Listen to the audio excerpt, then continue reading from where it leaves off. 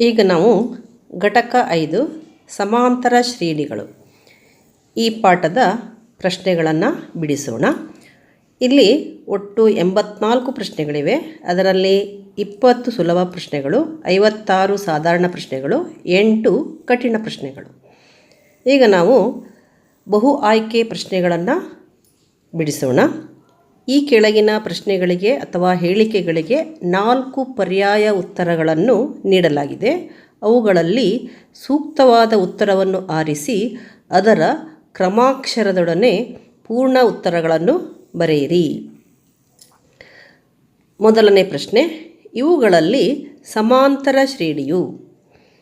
ಸಮಾಂತರ ಶ್ರೇಣಿ ಆಗಬೇಕಾದರೆ ನಾವು ಹಿಂದಿನ ಪದಕ್ಕೆ ಒಂದು ನಿರ್ದಿಷ್ಟ ಸಂಖ್ಯೆಯನ್ನು ಕೂಡಿಸುವುದರ ಮೂಲಕ ಮುಂದಿನ ಸಂಖ್ಯೆಯನ್ನು ಪಡೆದಿರ್ತೀವಿ. ಈಗ ನಾವು ಒಂದೊಂದಾಗಿ ಚೆಕ್ ಮಾಡೋಣ. ಮೊದಲನೇದು ಎ ಇದೆ. ಇಲ್ಲಿ 1, 2, 3, 4 ಇದೆ. ಮೊದಲನೇ ಪದ ಯಾವುದು? 1. ಎರಡನೇ ಪದ 2 ಇದೆ. 1ಕ್ಕೆ ಎಷ್ಟು ಸೇರಿಸಿದರೆ 2 ಆಗುತ್ತೆ? 1ಕ್ಕೆ 1 ಸೇರಿಸಿದರೆ 2 ಆಯಿತು. 1 + 1 2. 2 + 1 ಮೂರನೇ ಪದ 3 ಆಗಬೇಕು. 4 ಇದೆ. ಅದಕ್ಕೆ ಇದು ಸಮಾಂತರ ಶ್ರೇಣಿ ಅಲ್ಲ. ಎರಡನೇ ಶ್ರೇಣಿ 3, 7, 10, 14 ಇದೆ. ಇದರಲ್ಲಿ ಮೊದಲನೇ ಪದ 3 ಇದೆ. 3ಕ್ಕೆ ಎಷ್ಟು ಸೇರಿಸಿದರೆ 7 ಆಗುತ್ತೆ? 4 ಸೇರಿಸಿದರೆ 7 ಆಗುತ್ತೆ. ಹಾಗಾದರೆ 7ಕ್ಕೆ ಎಷ್ಟು ಸೇರಿಸಿ ಮುಂದಿನ ಸಂಖ್ಯೆ ಬರಬೇಕು? 4 ಸೇರಿಸಿ ಬರಬೇಕು. 11 ಆಗಬೇಕು. ಆದರೆ ಇಲ್ಲಿ 10 ಆಗಿರೋದ್ರಿಂದ ಇದು ಕೂಡ ಸಮಾಂತರ ಶ್ರೇಣಿ ಅಲ್ಲ. ನಂತರ 1, 4, 9, 16. ಇಲ್ಲಿ ನಾವು ಇದನ್ನು ಗಮನಿಸಿದರೆ ಮೊದಲನೇ ಪದ 1 ಇದೆ. 1ಕ್ಕೆ ಎಷ್ಟು ಸೇರಿಸಿ 4 ಆಗಿದೆ? 3 ಆಗಿದೆ. 1ಕ್ಕೆ 3 ಸೇರಿಸಿ 4 ಬಂದಿದೆ. 4ಕ್ಕೆ 3 ಸೇರಿಸಿ 7 ಆಗಬೇಕು. ಇಲ್ಲಿ 9 ಇದೆ. ಇದು ಕೂಡ ಸಮಾಂತರ ಶ್ರೇಣಿ ಅಲ್ಲ. ಈಗ ಕೊನೆಯ ಆಪ್ಷನ್ ಡಿ ಅನ್ನು ನೋಡೋಣ. ಇಲ್ಲಿ ಇರುವಂತಹ ಪದಗಳು 5, 9, 15, 17. ಇಲ್ಲಿ 5, 9, 13, 17 ಇದೆ. ಮೊದಲನೇ ಪದ 5 ಇದೆ. 5ಕ್ಕೆ ಎಷ್ಟು ಸೇರಿಸಿ 9 ಬಂದಿದೆ? 5ಕ್ಕೆ 4 ಸೇರಿಸಿ. 5 + 4 9. ಮತ್ತು ಪುನಃ 9ಕ್ಕೆ 4 ಸೇರಿಸಿದರೆ 13 ಆಗಿದೆ. ಇಲ್ಲಿ 9 + 4 13. 13ಕ್ಕೆ 4 ಸೇರಿಸಿ 17 ಆಗಿದೆ. ಅಂದರೆ ಇಲ್ಲಿ ಹಿಂದಿನ ಪದಕ್ಕೆ ಎಷ್ಟನ್ನು ಸೇರಿಸಿ ಮುಂದಿನ ಪದ ಬಂದಿದೆ? 4 ಸೇರಿಸಿ ಬಂದಿದೆ. 5 + 4 9, 9 + 4 13, 13 + 4 17. ಸಾಮಾನ್ಯ ವ್ಯತ್ಯಾಸ ಇಲ್ಲಿ 4 ಆಗಿದೆ. ಸಾಮಾನ್ಯ ವ್ಯತ್ಯಾಸ ಇದೆ ಇಲ್ಲಿ. ಹಿಂದಿನ ಪದಕ್ಕೆ 4 ಸೇರಿಸೋದ್ರಿಂದ ಮುಂದಿನ ಪದ ದೊರಕಿದೆ. ಆದ್ದರಿಂದ ನಾವು ಆಪ್ಷನ್ ಡಿ ಇದು ಸರಿಯಾದ ಉತ್ತರ. ಸಮಾಂತರ ಶ್ರೇಣಿ ಯಾವುದಿಲ್ಲಿ? Option D 5, 9, 13, 17. ನಂತರ ಎರಡನೇ ಪ್ರಶ್ನೆ, -7, -9, -11, -13. ಈ ಸಮಾಂತರ ಶ್ರೇಣಿಯ ಸಾಮಾನ್ಯ ವ್ಯತ್ಯಾಸ.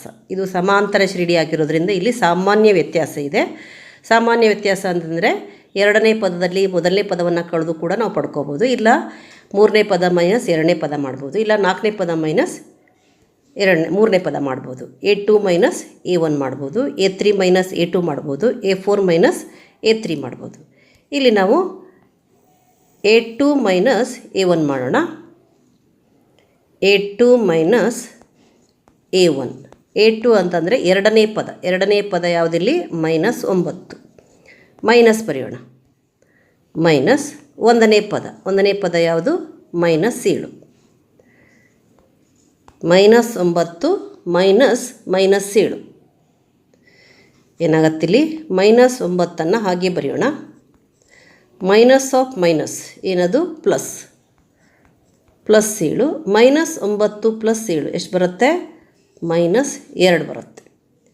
ಇದು ಹೇಗೆ -2 ಬರುತ್ತೆ?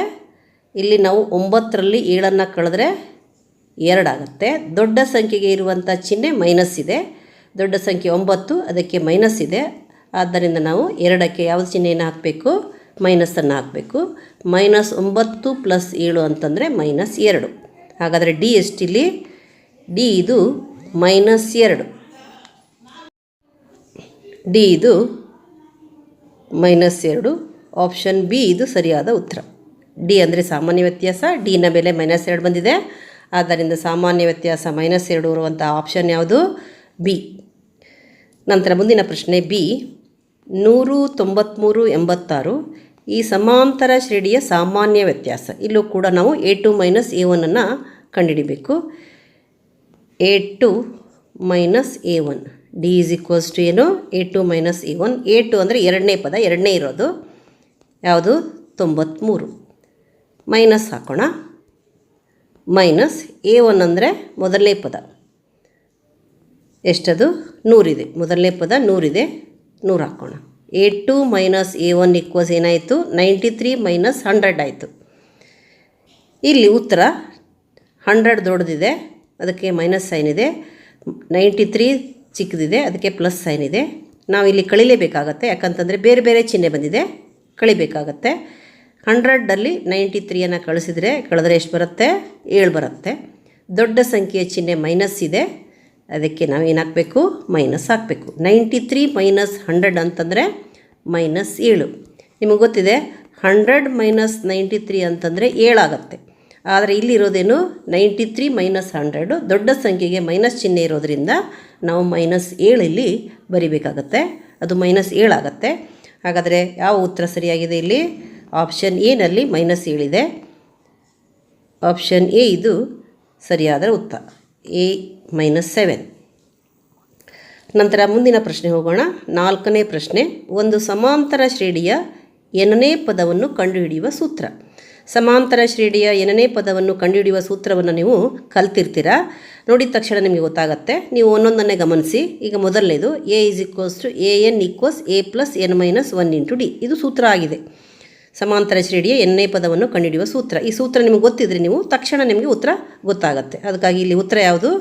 Option A, AN equals A plus N minus 1 into ಡಿನೇ ಇಲ್ಲಿ ಉತ್ತರ ಆಗುತ್ತೆ.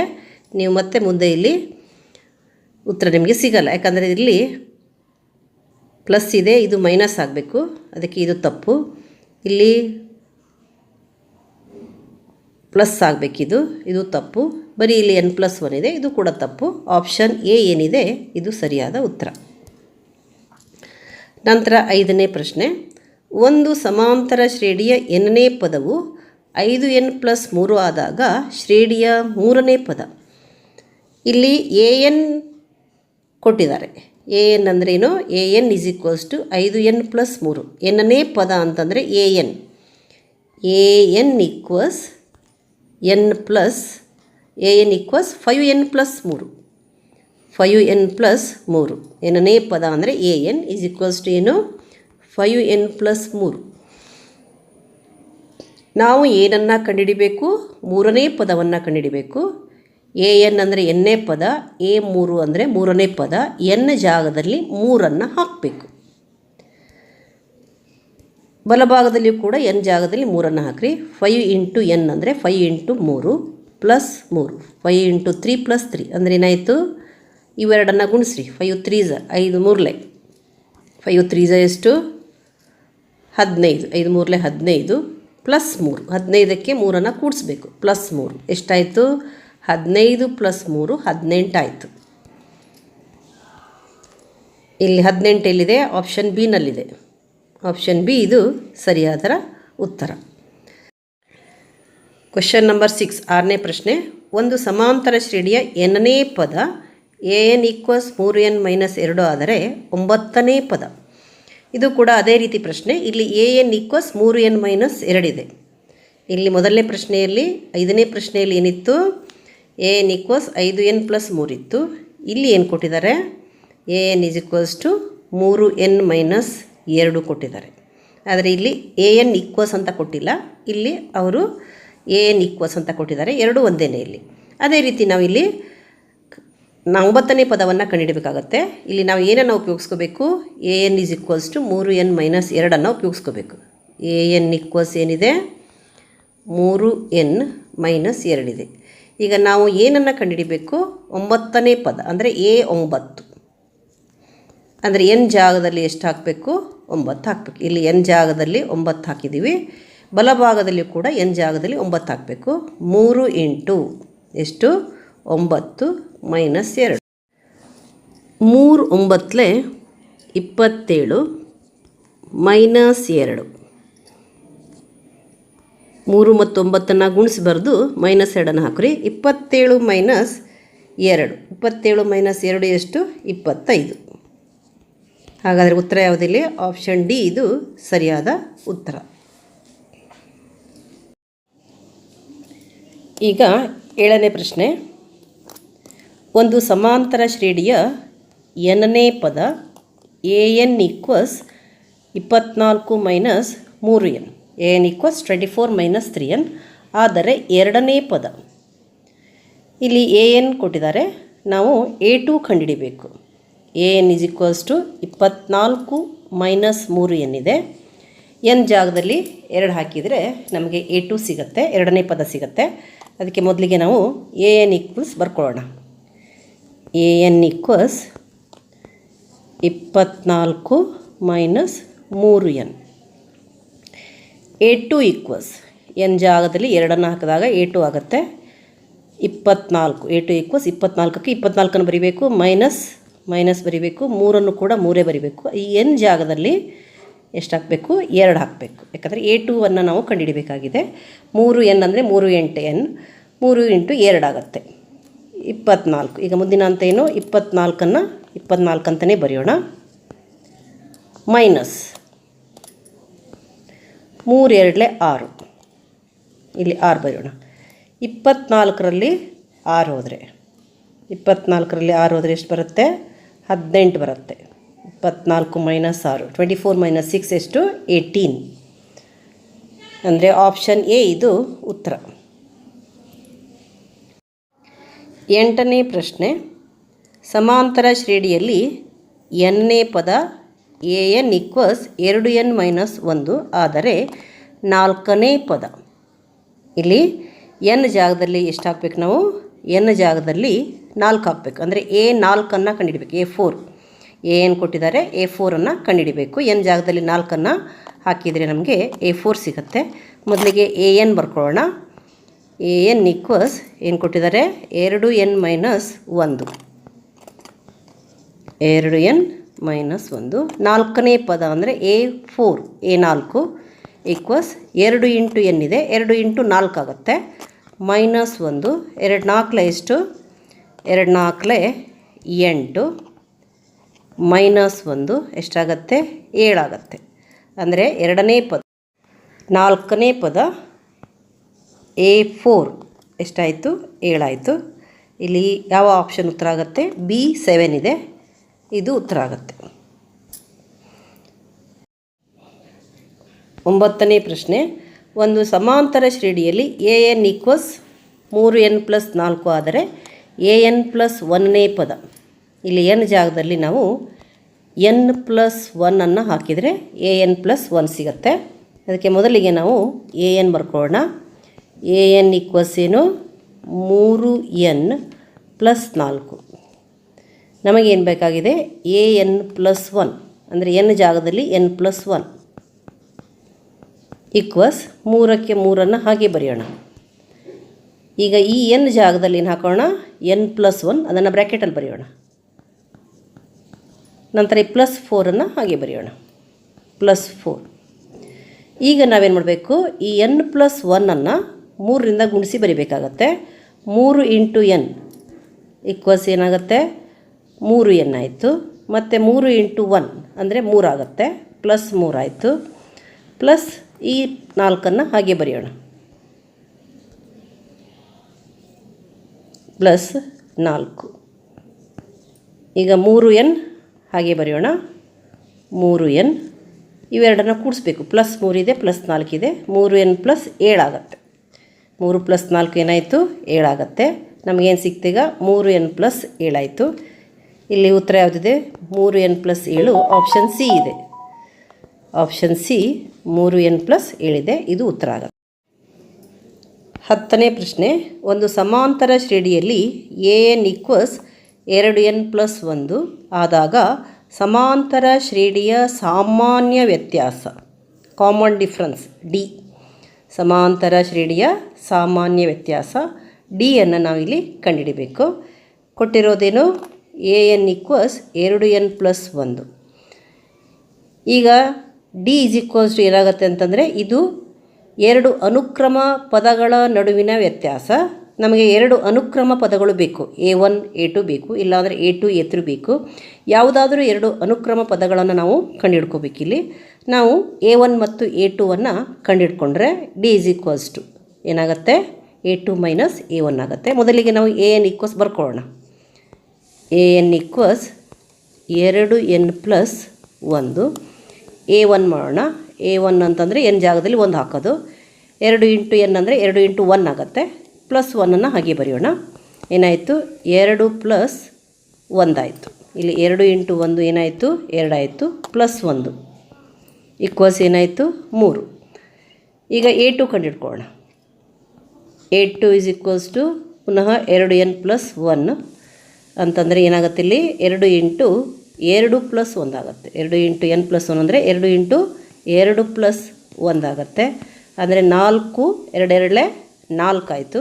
4 + 1 = ಏನಾಯಿತು, 5.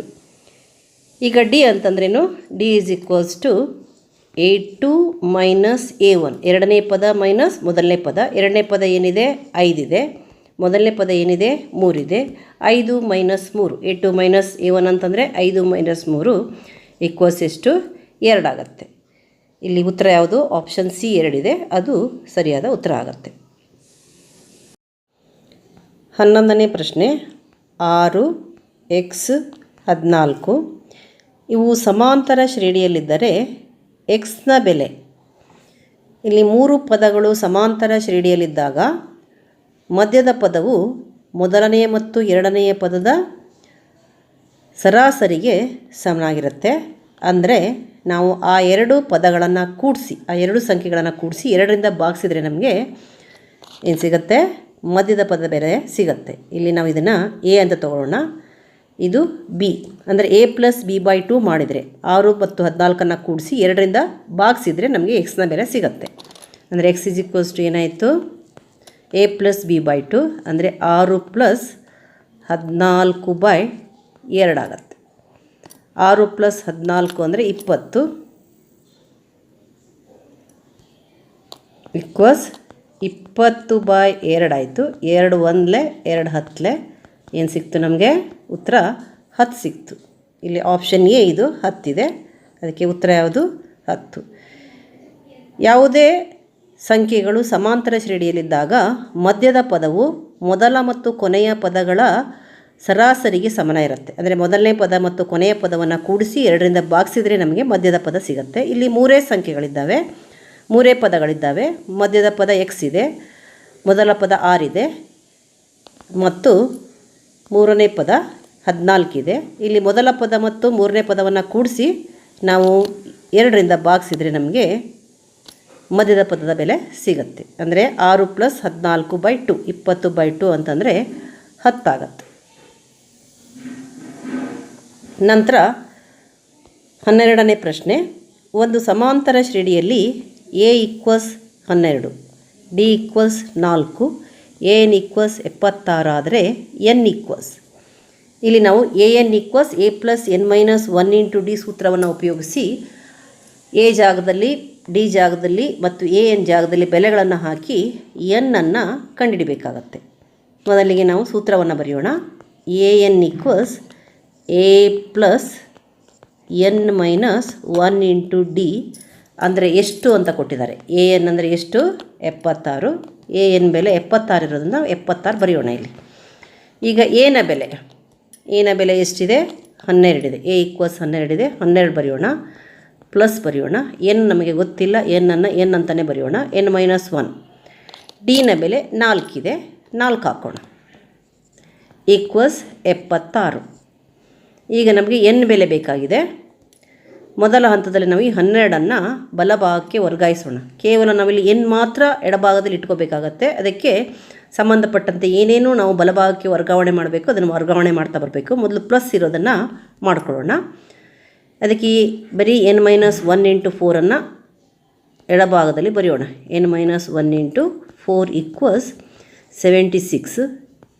12 ಬಲಭಾಗಕ್ಕೆ ಬಂದಾಗ ಏನಾಗುತ್ತೆ, -12 ಆಯಿತು. ಈಗ n - 1 × 4 ಹಾಗೆ ಬರ್ಕೊಂಡು 76ರಲ್ಲಿ 12 ಕಳೆಯೋಣ. 6 - 2 4 ಆಗುತ್ತೆ. 7 - 1 6 ಆಗುತ್ತೆ. 76 - 12 ಅಂದರೆ ಎಷ್ಟು ಬರುತ್ತೆ? 64 ಬರುತ್ತೆ. ಈಗ ಈ 4ಅನ್ನು ಬಲಭಾಗಕ್ಕೆ ವರ್ಗಾಯಿಸೋದು.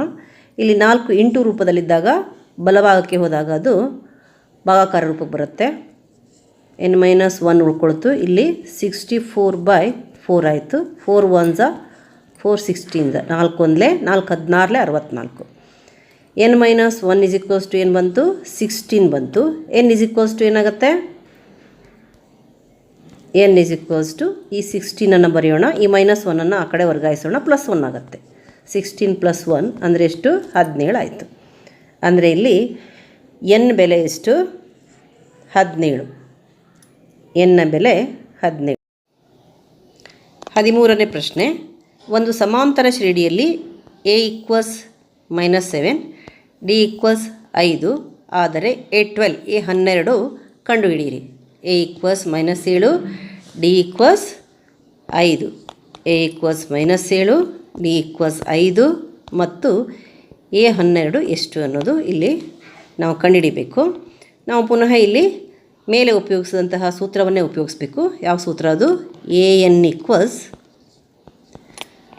a + n - 1 × d. ಇಲ್ಲಿ ಎನ ಬೆಲೆ ಗೊತ್ತಿದೆ, ಕೊಟ್ಟಿದ್ದಾರೆ.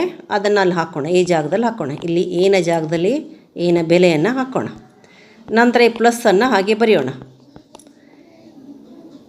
n ಅಂದರೆ ನಾವಿಲ್ಲಿ a12 ಕಂಡುಹಿಡಬೇಕಾಗಿದೆ.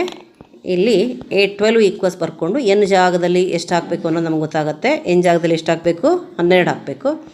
12 ಬರೆಯೋಣ. 12 - 1 ಡಿನ ಬೆಲೆ 5 ಇದೆ. ಡಿ ಜಾಗದಲ್ಲಿ ಡಿನ ಬೆಲೆಯನ್ನು ಹಾಕೋಣ. d = 5 ಇದೆ. 5 ಹಾಕೋಣ. -7ಅನ್ನು ಹಾಗೆ ಬರೆಯೋಣ. -7 ಪ್ಲಸ್ 12 - 1 ಅಂತಂದರೆ 11 ಆಗುತ್ತೆ. 11 × 5 = -7. 11 5 55. 55 - 7 55 - 7 ಅಂತಂದರೆ 48. ಇಲ್ಲಿ 12ನೇ ಪದ a12 = ಏನಾಯಿತು? 48 ಆಯಿತು. ಉತ್ತರ ಯಾವುದು? ಆಪ್ಷನ್ ಇ 48 ಇದು ಸರಿಯಾದ ಉತ್ತರ. 14ನೇ ಪ್ರಶ್ನೆ. ಒಂದು ಸಮಾಂತರ ಶ್ರೇಣಿಯ ಮೊದಲ ಪದ m, ಸಾಮಾನ್ಯ ವ್ಯತ್ಯಾಸ 3. ಮೊದಲ ಪದ m, ಸಾಮಾನ್ಯ ವ್ಯತ್ಯಾಸ 3 ಆದರೆ ಶ್ರೇಣಿಯ 10ನೇ ಪದ. ಸಮಾಂತರ ಶ್ರೇಣಿಯ ಮೊದಲ ಪದ m ಮತ್ತು ಸಾಮಾನ್ಯ ವ್ಯತ್ಯಾಸ 3 ಆದರೆ 10ನೇ ಪದ. ಇಲ್ಲಿ ನಾವು ಮೊದಲ ಪದ ಎನ ಜಾಗದಲ್ಲಿ m ಬರಿಬೇಕಾಗತ್ತೆ, ಡಿನ ಜಾಗದಲ್ಲಿ 3 ಬರಿಬೇಕಾಗತ್ತೆ.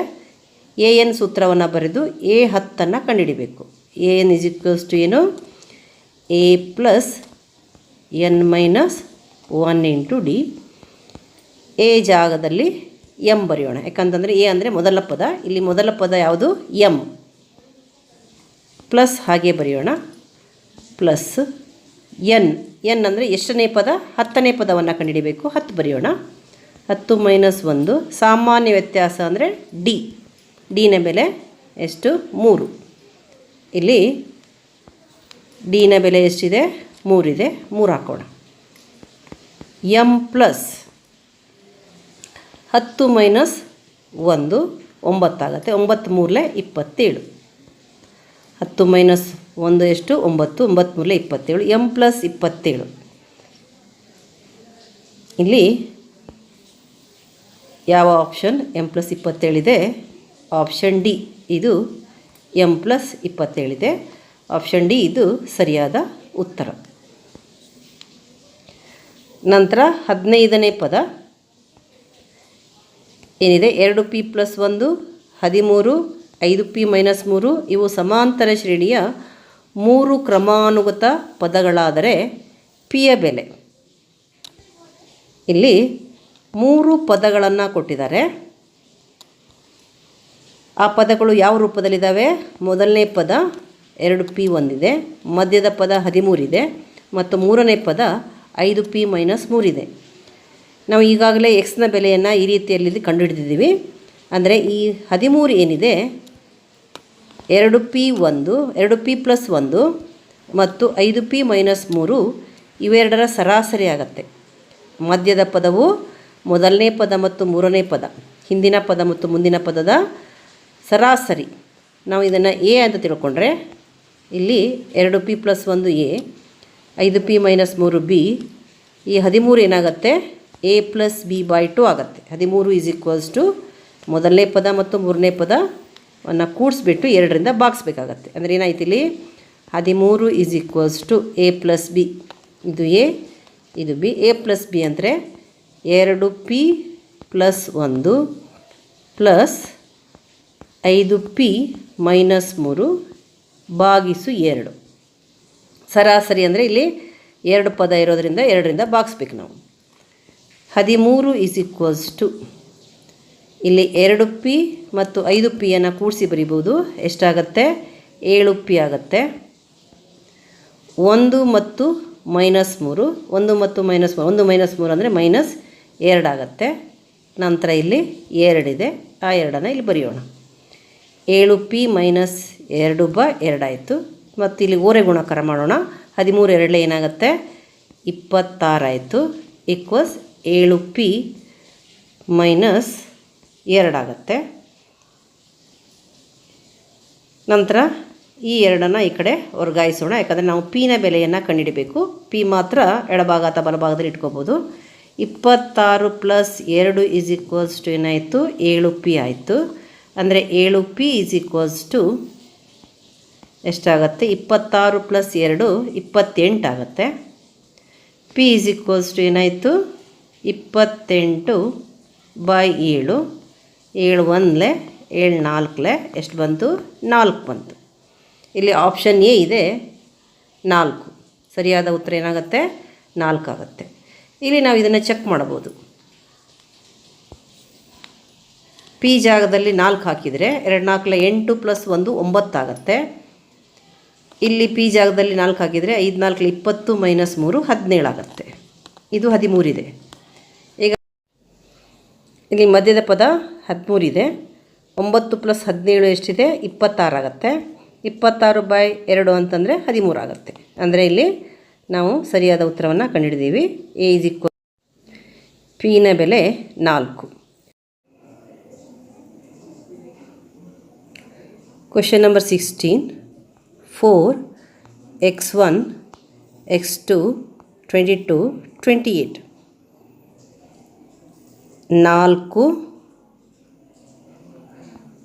4x1 x2 22 28. ಇವು 5 ಸಮಾಂತರ ಶ್ರೇಣಿಯಲ್ಲಿದ್ದರೆ x1 ಮತ್ತು x2ಗಳ ಬೆಲೆಯನ್ನು ಕಂಡುಹಿಡಿಯಿರಿ.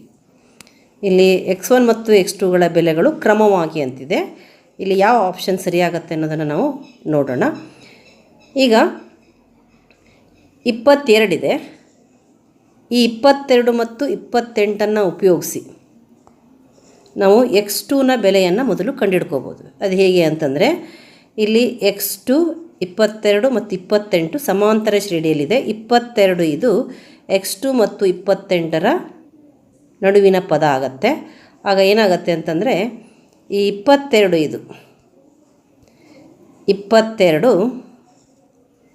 x2 ಮತ್ತು 28ರ ಸರಾಸರಿ ಆಗುತ್ತೆ. ಈ x2 ಮತ್ತು 28ನ್ನು ಕೂಡಿಸಿ 2ರಿಂದ ಭಾಗಿಸಿದರೆ ನಮಗೆ 22 ಬರುತ್ತೆ. ಅದಕ್ಕೆ ನಾವು ಈಗ ಏನು ಮಾಡೋಣ x2 + 28/2 22. x2 + 28 2 × 22 ಅಂದರೆ ಎಷ್ಟಾಗುತ್ತೆ 44 ಆಗುತ್ತೆ.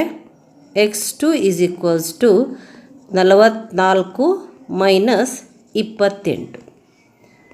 x2 = 44 ಮೈನಸ್ 28, 44ರಲ್ಲಿ 28 ಕಳೆದ್ರೆ 14 ಪ್ಲಸ್ 8 ಎಷ್ಟಾಯಿತು? ಇಲ್ಲಿ 6 ಆಗುತ್ತೆ. ಇಲ್ಲಿ 3 ಉಳ್ಕೊಳ್ಳುತ್ತೆ, 3ರಲ್ಲಿ 2 ಹೋದರೆ 1, ಅಂದರೆ x2ನ ಬೆಲೆ ಎಷ್ಟಾಗುತ್ತೆ? 16 ಆಯಿತು. ಇಲ್ಲಿ 16 ಇರೋದು ಎರಡನೇ ಬೆಲೆ, x2ನ ಬೆಲೆ 16 ಇರೋದು 2 ಆಪ್ಷನ್ ಇದೆ. ನಂತರ ನಾವು x1 ಬೆಲೆಯನ್ನು ಕಂಡುಹಿಡಿಯೋಣ. x2 ಬೆಲೆ ನಮಗೆ ಎಷ್ಟು ಸಿಕ್ತು? 16 ಸಿಕ್ತು. ಇಲ್ಲಿ x2ನ ಬೆಲೆ 16 ಆಯಿತು. ಈಗ x1 ಬೆಲೆಯನ್ನು ಹೇಗೆ ಕಂಡುಹಿಡಿಯೋದು ಅಂತಂದರೆ 16 ಮತ್ತು 22 ಇದನ್ನು ಉಪಯೋಗಿಸ್ಕೊಂಡು ನಾವು x1 ಬೆಲೆಯನ್ನು ಕಂಡುಹಿಡ್ಕೋಬೇಕು. ಇಲ್ಲಿ 16 ಮಧ್ಯಪದ ಆಗುತ್ತೆ, x1 ಮತ್ತು 22ರ ಮಧ್ಯಪದ 16 ಆಗುತ್ತೆ. ಅಂದರೆ 16 ಈಸ್ ಈಕ್ವಲ್ಸ್ ಟು ಏನಾಗುತ್ತೆ? 16 ಇದು x1 ಮತ್ತು 22ರ ಸರಾಸರಿ ಆಗಬೇಕು. ಅಂದರೆ x1 ಪ್ಲಸ್ 22 ಬೈ 2 ಅಂತಂದರೆ ಏನಾಯಿತು? 16 ಆಗುತ್ತೆ. x1 ಪ್ಲಸ್ 22 ಇವೆರಡನ್ನು ನಾವು 2ರಿಂದ ಭಾಗಿಸಿದ್ರೆ, ಅಂದರೆ ಇವೆರಡರ ಮೊತ್ತವನ್ನು 2ರಿಂದ ಭಾಗಿಸಿದ್ರೆ ನಮಗೇನು ಸಿಗುತ್ತೆ? 16 ಸಿಗುತ್ತೆ. ಅದಕ್ಕೆ ಇಲ್ಲಿ x1 plus 22 is equals to 16 2 32 ಬಂತು. x1 ಈಸ್ ಈಕ್ವಲ್ಸ್ ಟು ಎಷ್ಟಾಯಿತು? 32 ಮೈನಸ್ 22 ಈಕ್ವಲ್ಸ್ 10 ಆಗುತ್ತೆ. ಅಂದರೆ x1 ಬೆಲೆ 10 ಬಂತು, 10, x2 ಬೆಲೆ 16 ಬಂದಿದೆ. x1 x2, ಆದ್ದರಿಂದ ಆಪ್ಷನ್ ಎ ಇದು ಸರಿಯಾದ ಉತ್ತರ ಆಗುತ್ತೆ. ಆಪ್ಷನ್ ಎ ಇದು ಸರಿಯಾದ ಉತ್ತರ.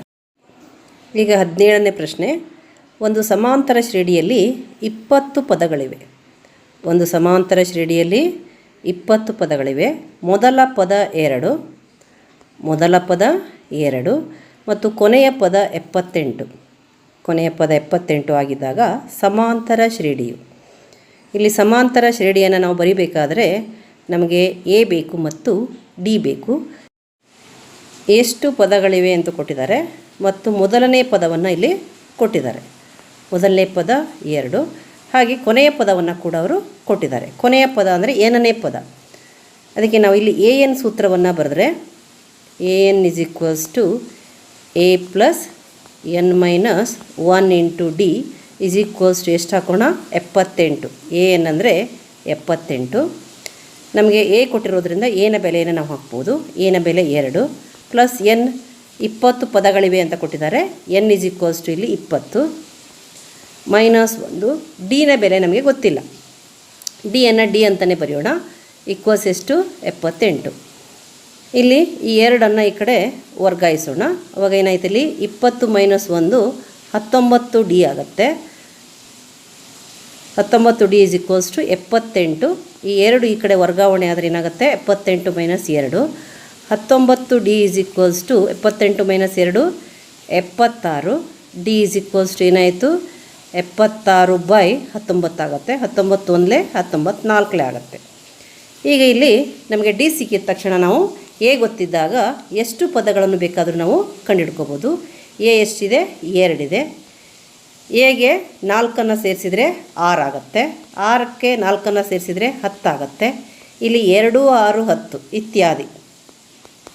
ಇಲ್ಲಿ ಸಾಮಾನ್ಯ ವ್ಯತ್ಯಾಸ 4 ಇದೆ. ಮೊದಲ ಪದ 2 ಇದೆ, ಅದಕ್ಕೆ ನಾವಿಲ್ಲಿ ಮೊದಲು 2ಅನ್ನು ಬರಿತೀವಿ. 4ಅನ್ನು ಸೇರಿಸಿದರೆ 2ನೇ ಪದ ಸಿಗುತ್ತೆ, 6 ಆಯಿತು. ಮತ್ತೆ ಅದಕ್ಕೆ 4ಅನ್ನು ಸೇರಿಸಿದರೆ 3ನೇ ಪದ ಸಿಗುತ್ತೆ.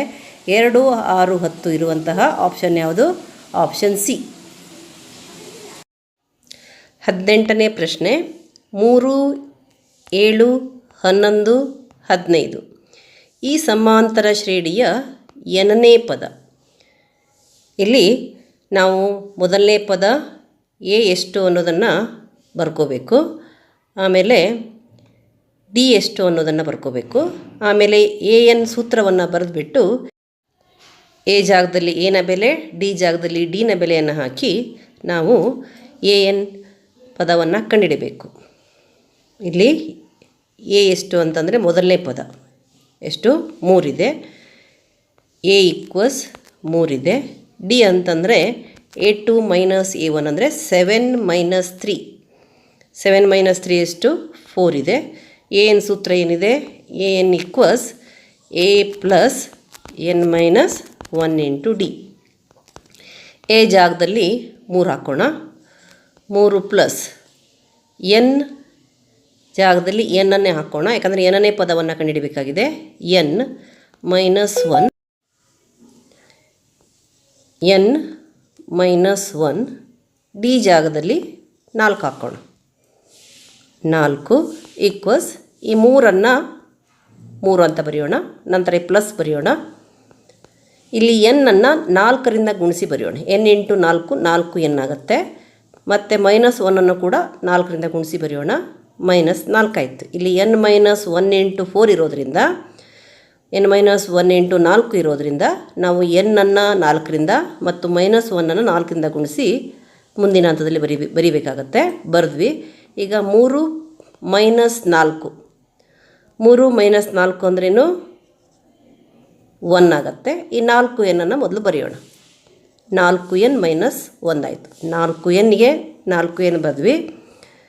3 ಮೈನಸ್ 4 ಏನಾಗುತ್ತೆ, ಮೈನಸ್ 1 ಆಗುತ್ತೆ. 4n ಮೈನಸ್ 1, ಇಲ್ಲಿ ಉತ್ತರ ಯಾವುದು, option A, N equals 4n minus 1 ಇದೆ. ಇದು ಸರಿಯಾದ ಉತ್ತರ.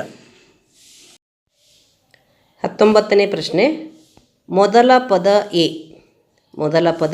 ಎ ಮತ್ತು ಕೊನೆಯ ಪದ ಎಲ್ ಆಗಿರುವ ಸಮಾಂತರ ಶ್ರೇಣಿಯ ಎಲ್ಲ ಪದಗಳ ಮೊತ್ತ ಕಂಡುಹಿಡಿಯುವ ಸೂತ್ರ. ಇಲ್ಲಿ ಸಮಾಂತರ ಶ್ರೇಣಿಯ n ಪದಗಳ ಹೊರಗಿನ ಮೊತ್ತವನ್ನು ಕಂಡುಹಿಡಿಯುವ ಸೂತ್ರವನ್ನು ನೀವು ಈಗಾಗಲೇ ಕಲ್ತಿರ್ತೀರ. ಇಲ್ಲಿ ADN ಕೊಟ್ಟಾಗ ಮತ್ತು AL ಮತ್ತು ANL ಕೊಟ್ಟಾಗ ಸೂತ್ರ ಯಾವ್ಯಾವುದನ್ನು ನಾವು ಬರಿಬೇಕು ಅನ್ನೋದನ್ನು ಮೊದಲೇ ತಿಳ್ಕೊಂಡಿಟ್ಕೋಬೇಕು. ಇಲ್ಲಿ ಕೊನೆಯ ಪದ ಕೊಟ್ಟಾಗ ಕೊನೆಯ ನಾವು AN ಅಂತನಾದರೂ ಬರಿಬೋದು, ಇಲ್ಲ L ಅಂತನಾದರೂ ಬರಿಬೋದು. ಏನನೇ ಪದ ಕೊನೆಯ ಪದ ಆಗಿರುತ್ತೆ ಅದನ್ನು ನಾವು L ಅಂತನಾದರೂ ಕೂಡ ಬರಿಬೋದು. ಸೂತ್ರ ಯಾವುದು ಅಂತಂದರೆ SN = n/2 into A plus L ಅಥವಾ A ಪ್ಲಸ್ AN. ಇಲ್ಲಿ ಮೊದಲನೇ ಆಪ್ಷನಲ್ಲಿ ಆ ಉತ್ತರ ಇದೆ. SN = n/2 into A plus L. ಇದು ಸರಿಯಾದ ಉತ್ತರ. ನಂತರ 20ನೇ ಪ್ರಶ್ನೆ. AN, SN ಮತ್ತು SN-1ಗಳು ಕ್ರಮವಾಗಿ ಒಂದು ಸಮಾಂತರ ಶ್ರೇಣಿಯ nನೇ ಪದ, ಮೊದಲ n ಪದಗಳ ಮೊತ್ತ ಮತ್ತು ಮೊದಲ n-1 ಪದಗಳ ಮೊತ್ತ ಆಗಿದ್ದರೆ ಕೆಳಗಿನವುಗಳಲ್ಲಿ ಸರಿಯಾದ ಸಂಬಂಧವು. ಇಲ್ಲಿ SN ಅಂದರೆ ಏನು? SN ಇದು ಮೊದಲ n ಪದಗಳ ಮೊತ್ತ. AN ಇದು nನೇ ಪದ ಮತ್ತು SN-1 ಏನು? ಮೊದಲ n-1 ಪದಗಳ ಮೊತ್ತ. ಇಲ್ಲಿ ಏನನ್ನು ಕೊಟ್ಟಿದ್ದಾರೆ ಅವರು? AN ಕೊಟ್ಟಿದ್ದಾರೆ, SN ಕೊಟ್ಟಿದ್ದಾರೆ, SN-1 ಕೊಟ್ಟಿದ್ದಾರೆ.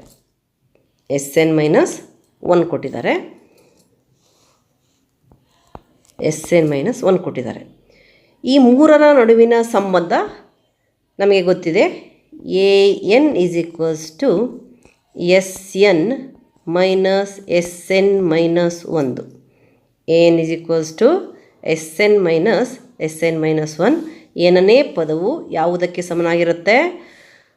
ಮೊದಲ n ಪದಗಳ ಮೊತ್ತ ಮೈನಸ್ ಮೊದಲ n-1 ಪದಗಳ ಮೊತ್ತಕ್ಕೆ ಸಮನಾಗಿರುತ್ತೆ. ಇದನ್ನು ನೀವು ನೆನಪಲ್ಲಿ ಇಟ್ಕೋಬೇಕು, ಸಂದರ್ಭಕ್ಕೆ ಉಪಯೋಗಿಸ್ಕೋಬೇಕು. ಹಾಗಾದರೆ ಇಲ್ಲಿ ಉತ್ತರ ಯಾವುದು? ಆಪ್ಷನ್ ಬಿ ನಲ್ಲಿ ಆ ಉತ್ತರ ಇದೆ. AN = SN minus SN-1.